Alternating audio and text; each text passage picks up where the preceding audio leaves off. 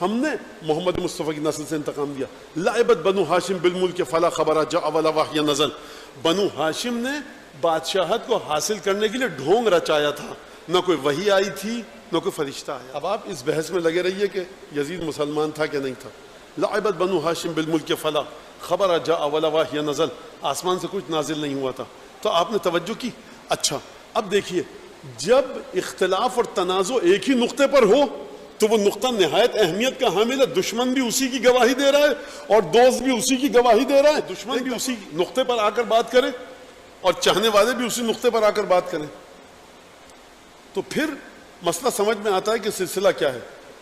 اگر یزید اپنے اشعار میں کہہ رہا ہے کہ میں نے احمد مصطفیٰ کی اولاد سے آج انتقام لے لیا, آج بدر کا بدلہ لے لیا, کوئی وحی نہیں آئی تھی, کوئی فرشتہ نہیں آیا تھا آسمان سے, یہ تمام کی تمام باتیں, انتقام کس سے لیا؟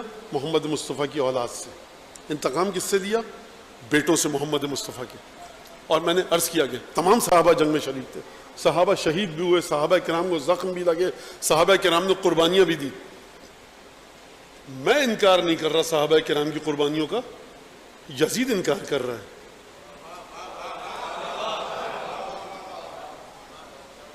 تو یہاں توہین رسالت بھی ہے یزید کے ان اشعار میں, اور توہین صحابہ بھی ہے. آپ صحابہ کرام کا نام کیوں نہیں لے رہے؟ انہوں نے بھی تو قربانیاں دی ہیں. صحابہ کیا شہید نہیں ہوئے؟ صحابہ نے کیا زخم نہیں کھایا؟ صحابہ نے کیا فاقے نہیں کیے؟ تمام کی تمام کام انجام دیے. لہٰذا آپ کیوں ذکر نہیں کر رہے؟ صرف کوئی بولنے والا نہیں ہے کہ یہ کیا کہہ رہے ہو. اس کا مطلب یہ ہے کہ حساس ترین نقطہ اور حساس ترین اہم ترین مقام جو ختمی مرتبت کی رسالت کا ہے وہ ان دونوں شہزادوں کی مودت اور محبت ہے. لہٰذا آپ جب نبی کریم حسن حسین موجود ہیں, مسلسل بوسے لیے جا رہے ہیں, چومے جا رہے ہیں ان دونوں شہزادوں کو. یا رسول اللہ کتنا آپ چوم رہے ہیں, کتنا آپ بوسے لے رہے ہیں ان دونوں شہزادوں کے. فرمایا اگر تمہیں پتا ہوتا کہ میں ان سے کتنی محبت کرتا ہوں تو تم بھی اتنے ہی بوسے لیتے. کہا کہ ان سے جو مودت کرے گا ان دونوں شہزادوں سے, جنت اس کی ہے, وہ جنت میں داخل ہوگا, مگر یہ کہ کوئی ایسا گناہ کرے کہ جو ان دونوں کی مودت سے خارج ہو جائے. تو یہ دونوں شہزادے جو ہیں امام حسن اور امام حسین علیہ الصلوۃ والسلام. لہٰذا جب یہاں پر بات آ رہی ہے اور نبی اور سید الشہداء مسلسل جو تمام خطبے دے رہے ہیں, کیا فرما رہے ہیں؟ نحن اہل بیت النبوہ. یہ جو میں نے آپ کے سامنے ابھی جملہ عرض کیا مولا سید الشہداء کا, حل تعلمون ابن بنت نبیکم غیری, کیا تم محمد مصطفیٰ کا نواسہ میرے علاوہ کوئی جانتے ہو؟ یزید کی فوج کے سامنے کربلا میں مولا حسین بھی یہی فرما رہے ہیں کہ کیا نبی کا کوئی اور نواسہ ہے؟ پروردگار گواہ رہیو یہ تیری نبی کے نواسے کو قتل کر رہے ہیں. پروردگار گواہ رہیو کہ ہم تیرے نبی کی اطرت ہیں. مولا حسین مسلسل یہ جملے ارشاد فرما رہے ہیں کربلا کے سفر میں. یزید بھی انہی کو بنیاد بنا کر انتقام دے رہا ہے, یزید انہی جملوں کو بنیاد بنا کر انتقام دے رہا ہے.